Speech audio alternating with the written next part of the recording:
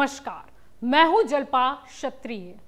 सत्ता का नशा इतना नहीं होना चाहिए कि नशे में खुद हो और बाकी सब अंधे नजर आए।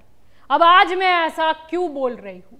आपको बता दें कि गुजरात में आईएएस धवल पटेल का एक पत्र वायरल हुआ, जो पत्र उन्होंने लिखा प्राथमिक शिक्षा सचिव को, जिस पत्र में उन्होंने लिखा कि गरीब आदिवासी बच्चों को सड़ी हुई शिक्षा देकर अन्याय ही तो कर रहे हैं।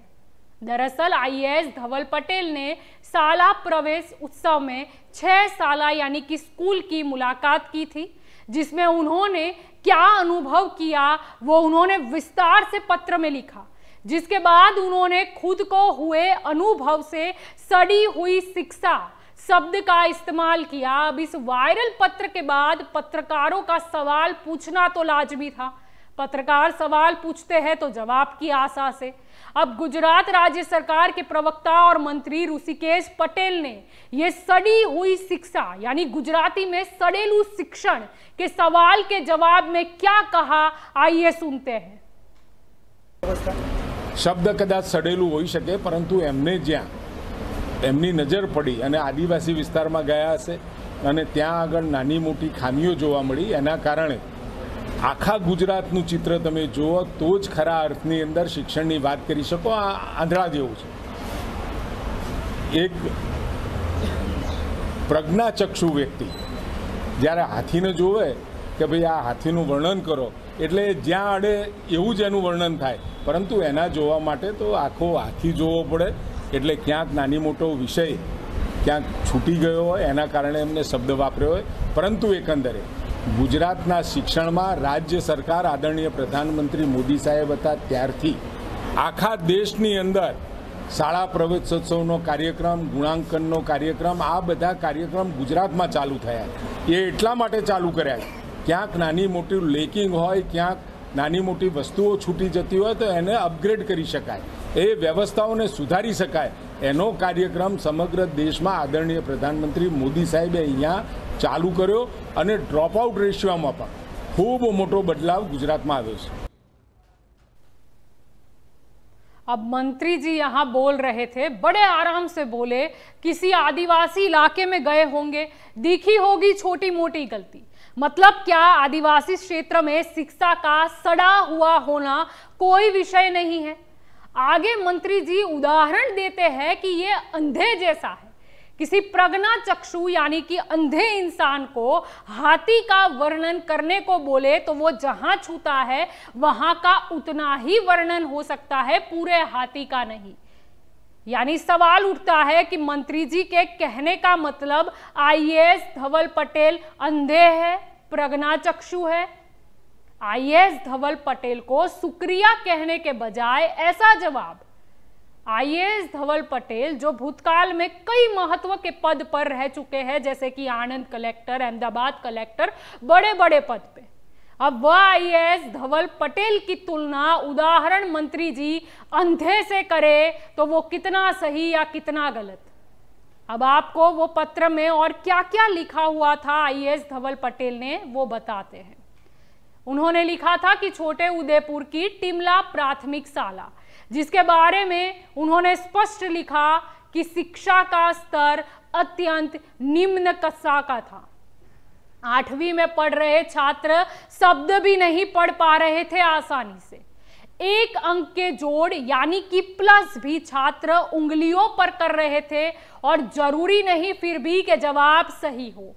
आगे उन्होंने ये भी कहा कि वार्षिक एग्जाम में ग्रुप में चोरी हुई थी, ऐसा उनका अवलोकन है।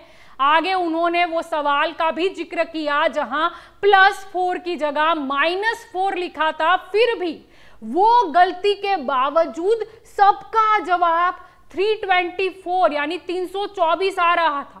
जब उन्होंने गणित मैथ्स पढ़ा रहे शिक्षक से सवाल पूछा तो फिर शिक्षक बताते हैं कि बच्चों की भूल है, जवाब 316 आना चाहिए -4 करके।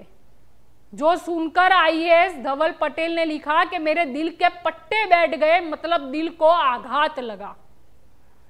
अब मंत्री जी ये उन्होंने देखा, अनुभव किया और वो लिख दिया, वो इसीलिए आपको प्रज्ञाचक्षु लगे। आगे भी उन्होंने पत्र में दूसरी स्कूल का जिक्र किया, छोटे उदयपुर की रंगपुर प्राथमिक शाला, जिसके बारे में उन्होंने लिखा कि वह स्कूल का भौतिक वातावरण, क्लासरूम, वो सब अच्छा लगा। शिक्षकों जो थे वहां पर वो भी काफी उत्साही नजर आए, बच्चों को भी सवालों के जवाब आए। उन्होंने इस बात पर शिक्षकों और प्रिंसिपल को अभिनंदन भी दिया। मतलब आईएएस धवल पटेल का अनुभव इस स्कूल का अच्छा लगा तो बेझिझक उन्होंने अच्छा कह दिया। फिर तीसरी स्कूल का भी जिक्र उन्होंने अपने पत्र में किया, छोटे उदयपुर की बोड़गाम प्राथमिक शाला, जिसके लिए स्पष्ट लिखा कि शिक्षा का स्तर अत्यंत दयनीय था। उजाला और दीन जैसे सादा शब्दों का विरोधी क्या होता है वो तक पता नहीं था। 8वीं क्लास की छात्रा भारत देश के नक्शे में हिमालय या गुजरात कहाँ है वो भी नहीं बता पाई। अब मंत्री जी या आईएएस धवल पटेल ने यह अनुभव किया और लिख दिया, इसीलिए वो आपको अंधे लगे। पत्र में चौथी स्कूल का भी उन्होंने जिक्र किया, छोटे उदयपुर की वढवान शाला, जिसके लिए उन्होंने लिखा शिक्षा का स्तर दयनीय था। कक्षा 5वीं की छात्रा 42-18 भी नहीं गिन पाई और ऊपर के वर्ग के छात्रों ने 30+2 स्क्वायर का जवाब 28 स्क्वायर गिन के दिया।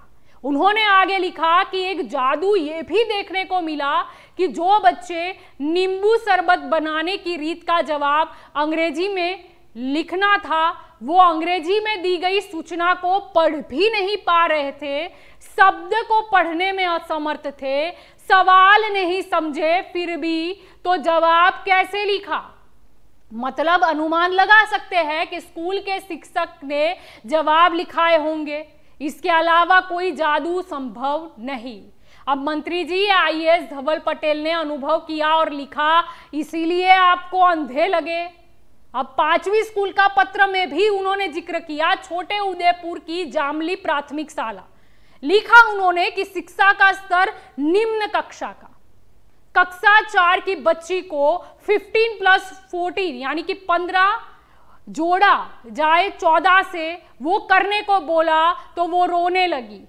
अन्य एक छात्र को 80-36 करने को बोला तो जवाब 56 आया। दीन का विरोधी शब्द करने को बताया तो जवाब नहीं दे पाए। और जब सवाल को शिक्षक ने ऐसे समझाया कि ऊंचा हो तो नीचा जवाब आता है, वैसे दीन का जवाब क्या आएगा, तब छात्र सवाल समझ पाए। 8 घोड़े के पैर कितने, ये सवाल पूछने पर छात्र उंगलियों पर 8+4 करने लगा। वो देख शिक्षक बोले कि 4 का टेबल बोलो। ऐसे सादा रकम का प्लस या मल्टीप्लिकेशन करना है वो भी स्पष्ट नहीं था। अब मंत्री जी ये आईएएस धवल पटेल ने यह अनुभव किया और लिखा, इसीलिए आपको अंधे लगे। उन्होंने 6ठी स्कूल का भी अपने पत्र में जिक्र किया, छोटे उदयपुर की रानी खेड़ा प्राथमिक शाला, लिखा उन्होंने शिक्षा का स्तर अत्यंत निम्न कक्षा का।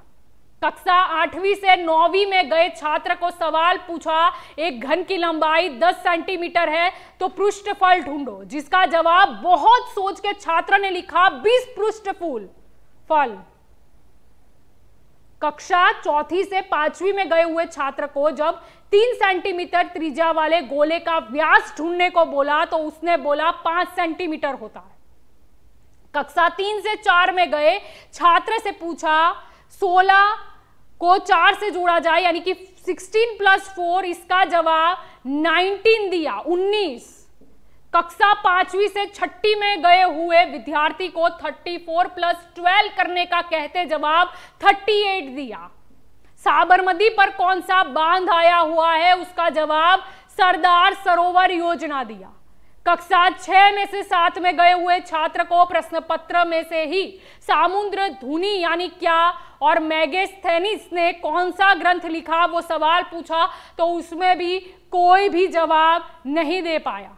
अब मंत्री जी आईएएस धवल पटेल ने अनुभव किया और लिखा, इसलिए आपको अंधे लगे। ये सब पत्र में लिखने के बाद उन्होंने लिखा, सड़ी हुई शिक्षा तो क्या गलत लिखा, पत्र में उन्होंने स्पष्ट लिखा है कि गरीब आदिवासी बच्चों को ऐसी सड़ी हुई शिक्षा देकर अन्याय कर रहे हैं।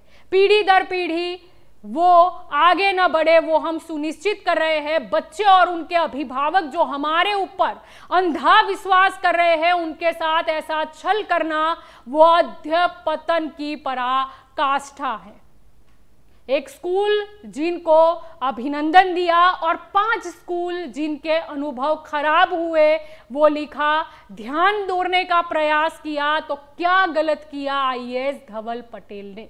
मंत्री जी, अंधा कौन? आईएएस धवल पटेल या शिक्षा विभाग या शिक्षा मंत्री खुद? सवाल का जवाब दीजिएगा। ड्रॉप आउट रेशियो के बारे में आप कह रहे थे, तो आपको ये पता होना चाहिए कि ज्ञान बिना की स्कूल की पढ़ाई कोई काम की नहीं होती। आदिवासी क्षेत्र को आगे बढ़ाना है, सिर्फ वोट बैंक के लिए याद करो वो उचित नहीं। आदिवासी क्षेत्र के बच्चों को अच्छी शिक्षा का हक नहीं है क्या? और प्रज्ञाचक्षु कौन है वो जरूर से सोचिएगा, क्योंकि पढ़ेगा इंडिया तभी तो आगे बढ़ेगा इंडिया। प्लस और माइनस न आता हो वो कैसे आगे बढ़ेंगे वो तो भगवान ही जाने। ज्ञान बिना तो प्रज्ञाचक्षु न हो तो भी जीवन अंधेर रहेगा। अब अपना काम ईमानदारी से करके रिपोर्ट देने वाले आईएएस धवल पटेल को ठीक से अभिनंदन न दे पाए तो कोई बात नहीं, लेकिन बदली मत कर दीजिएगा। नमस्कार।